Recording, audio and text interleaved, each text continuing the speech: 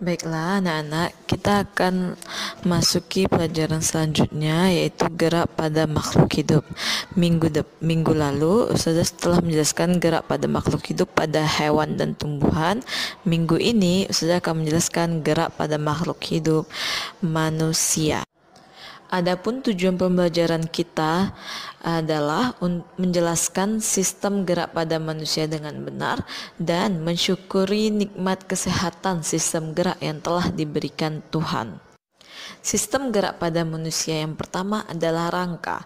Rangka manusia itu termasuk rangka yang tersusun lebih kurang 206 tulang dan fungsinya untuk menegakkan tubuh, memberi bentuk tubuh dan melekatnya otot pelindung organ-organ tubuh yang penting.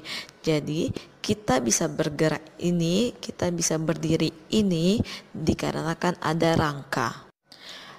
Rangka manusia disusun oleh dua macam tulang. Yang pertama tulang rawan kartilago, yang kedua tulang sejati atau tulang osteon. Untuk yang pertama kita akan bahas tulang rawan kartilago, di mana tulang rawan kartilago ini banyak mengandung zat perekat berupa protein dan sedikit zat kapur sehingga tulangnya bersifat elastis. Bisa anak sudah perhatikan pada gambar di bawah ini perbedaan tulang rawan pada anak-anak dan tulang rawan pada dewasa. Untuk anak-anak, tulang rawannya seluruh tulang anak-anak itu terdapat tulang rawan, sedangkan dewasa hanya sebagian tulangnya udah mulai mengeras. Perhatikan perbedaan gambar di bawah ini ya nak. Yang kedua, tulang osteon. Tulang osteon ini sebenarnya dari tulang rawan. Kebalikan dari tulang rawan. Tadi jika tulang rawan itu banyak mengandung protein dan sedikit zat kapur sehingga tulang rawan itu bersifat elastis. Sedangkan tulang osteon ini terdapat banyak zat kapur dan sedikit protein, sehingga tulangnya bersifat keras. Di sini tulang sejati atau tulang osteon ini ada beberapa macam-macam tulang. Contohnya di sini macam-macam tulang, ada tulang belikat, contoh tulang pipi, dan ada tempurung tulang lutut, contoh tulang pendek itu kan tulangnya pendek, atau tulang paha. Tulang paha itu adalah contoh tulang pipa. Kenapa dikatakan tulang pipa? Karena bentuknya seperti pipa. Sedangkan tulang belikat kenapa dikatakan tulang pipi? Karena bentuknya pipih, bentuknya agak sedikit kecil. Selain tulang belikat contohnya tulang pipih, tulang belikat contoh dari tulang belikat adalah contoh dari tulang pipi adalah tulang dada, tulang rusuk. Pipih ini dikatakan pipih karena di dalamnya berongga-rongga seperti spons dan di bagian tengahnya terdapat sumsum merah. Maka dari itu dikatakan tulang belikat. Yang kedua, tulang osteon yang bagian dua adalah struktur tulang. Yang tadi macam-macam tulang, sekarang struktur tulang. Bisa anak sudah perhatikan di gambar, struktur tulang itu dibagi atas 3 bagian, yaitu epifisis, diafisis, dan cakrafisis. Sedangkan epifisis itu adalah bagian ujung tulang. Diafisis merupakan bagian tengah tulang, sedangkan cakrapifisis merupakan bagian tulang yang terletak di antara epifisis dan diafisis. Bagian cakrapifisis inilah yang mengalami pertumbuhan sehingga tulang dapat memanjang, sehingga anak ustazah dapat tinggi, nggak kecil-kecil aja, sehingga dia tinggi. Itulah bagiannya. Selain itu, jika terjadi kerusakan pada tulang, bagian tulang yang rusak tersebut akan diserap oleh osteoklas dan diganti dengan sel tulang yang baru. Peristiwa pergantian tulang yang rusak menjadi tulang yang baru itu dinamakan osifikasi. Bisa anak sudah perhatikan dari gambar tulang rawan yang lambat laun mengeras. Ketika anak bayi itu kan bagian seluruh tubuhnya bersifat tulang rawan, lama kelamaan mulai mengeras. Tulang rawan itu mulai mengeras dan membentuk sumsum kuning tulang, sehingga semakin bertumbuh, semakin berkembang, semakin tinggi, tulang rawan itu hanya sedikit, sehingga paling banyak tulang di tubuh manusia adalah tulang keras atau tulang sejati. Oke, lanjut kita akan belajar tentang susunan rangka manusia. Rangka manusia ini terbagi atas 3. Ada bagian tengkorak, bagian badan, dan bagian anggota gerak. Sedangkan di buku rangka manusia ini dibagi lagi atas 4. Perbedaannya di sini adalah bagian badan itu dibagi 2, ada tulang-tulang badan dan ada tulang-tulang anggota gerak atas dan gerak bawah. Rangka manusia atau dinamakan rangka aksial adalah rangka sumbu tubuh yang menyusun poros tubuh dan memberikan dukungan serta perlindungan pada organ di kepala, leher, dan badan. Tugasnya untuk menjaga postur manusia, rangka manusia tetap tegak dengan cara mentransmisikan berat dari kepala, leher, dan badan, bagian atas serta bawah pada sendi panggul. Rangka manusia ini terdiri dari tulang tengkorak, tulang dada, tulang rusuk, tulang ekor, dan ruas tulang belakang. Untuk yang pertama, kita akan belajar tentang rangka tengkorak pada kepala. Rangka tengkorak pada kepala ini berbentuk pipih dan saling berhubungan erat satu sama lain. Tulang tengkorak itu terdiri dari 1 tulang dahi, 2 tulang ubun-ubun, 1 tulang kepala belakang, 2 tulang baji, 2 tulang tapis, dan 2 tulang pelipis. Sedangkan tulang-tulang bagian muka itu terdiri dari 2 tulang rahang atas, 2 rahang bawah, 2 tulang pipi, 2 tulang hidung, 2 tulang air mata, 2 tulang langit-langit, dan 1 tulang pangkal lidah. Baiklah anak ustazah, kita lanjut pembahasan rangka manusia. Yang kedua adalah tulang badan. Tulang badan ini terdiri dari 5 kelompok tulang, yaitu tulang belakang, tulang dada, tulang rusuk, gelang bahu, dan gelang panggul. Untuk yang pertama kita akan membahas rangka tulang belakang.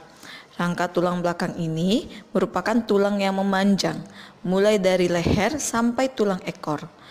Bentuk tulang belakang ini pun seperti lengkungan, sehingga memungkinkan tubuh untuk melakukan aktivitas seperti duduk, berdiri, berbaring, dan lain sebagainya. Bisa anak ustazah perhatikan di gambar, ada terdiri tulang belakang ini berjumlah 33 ruas, yang mana 7 ruas tulang leher, 12 ruas tulang punggung, 5 ruas tulang pinggang, 5 ruas tulang kelangkang, dan 4 ruas tulang ekor. Bisa sudah perhatikan di gambar. Yang kedua, rangka tulang rusuk. Di mana rangka tulang rusuk ini adalah bagian belakangnya melekat pada tulang punggung, dan tulang ini berjumlah 12 pasang, di mana terdiri dari 3 macam, yaitu tulang rusuk sejari, tulang rusuk palsu, dan tulang rusuk melayang. Bisa anak ustazah perhatikan pada gambar, dan anak ustazah silakan membuka bukunya halaman 18. Bisa juga anak ustazah perhatikan di situ ada 7 tulang rusuk sejati, ada tulang dada, tulang rawan, tajuk pedang, dan 3 tulang rusuk palsu. Selanjutnya rangka tulang gelang bahu dan gelang panggul. Di sini ustazah satuin, di mana anak ustazah bisa lihat pada gambar tulang gelang bahu itu terdiri dari 2 tulang belikat dan 2 tulang selangka. Bentuknya segitiga pipih dan memiliki tonjolan yang disebut paruh gagak. Sedangkan tulang gelang panggul itu terdiri dari 2 tulang panggul, 2 tulang duduk, dan 2 tulang kemaluan. Bisa anak ustazah perhatikan di buku halaman 18 bagian D dan bagian E. Di mana yang terakhir adalah rangka tulang anggota gerak. Di sini dibagi menjadi 2 kelompok. Yang pertama tulang anggota gerak atas atau tangan. Yang kedua tulang anggota gerak bawah atau kaki. Bisa Ustazah perhatikan pada gambar dan bisa perhatikan pada buku halaman 19.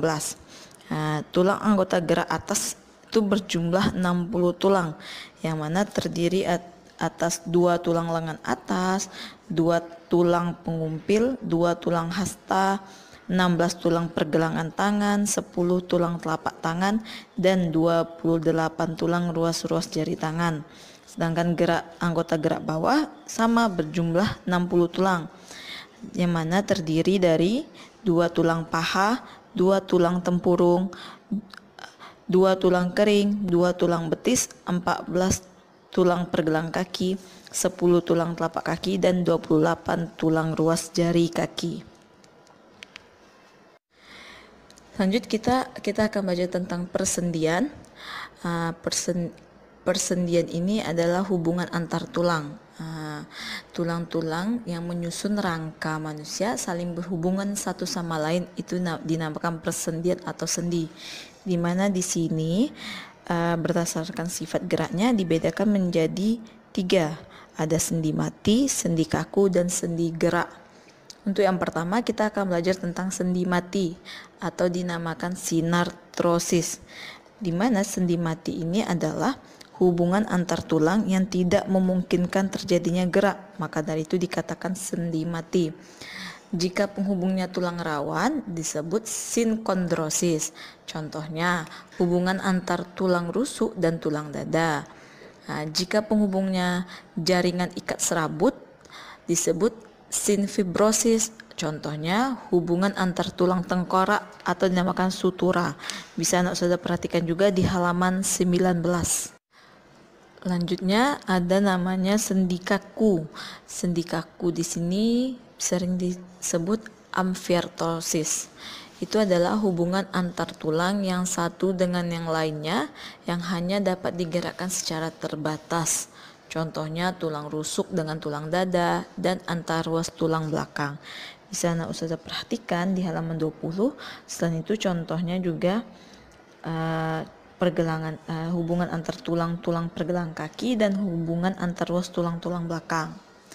Yang selanjutnya yang ketiga sendi gerak. Sendi gerak itu sering disebut dengan diartrosis. Diartrosis itu adalah hubungan antar tulang yang memungkinkan terjadinya gerakan yang bebas. Contohnya tulang rusuk dengan tulang dada dan antar ruas tulang belakang. Baiklah, di sendi gerak ini terbagi atas 5 sendi. Ada namanya sendi engsel, sendi putar, sendi peluru, sendi geser, dan sendi pelana. Untuk pembelajaran pertama adalah kita akan bahas sendi engsel. Sendi engsel ini sendi yang memungkinkan tulang bergerak menyerupai pintu gerakan pintu dan bersifatnya satu arah. Contohnya sendi pada lutut yang menghubungkan 3 tulang, yaitu tulang paha, tulang kering, dan tulang lutut.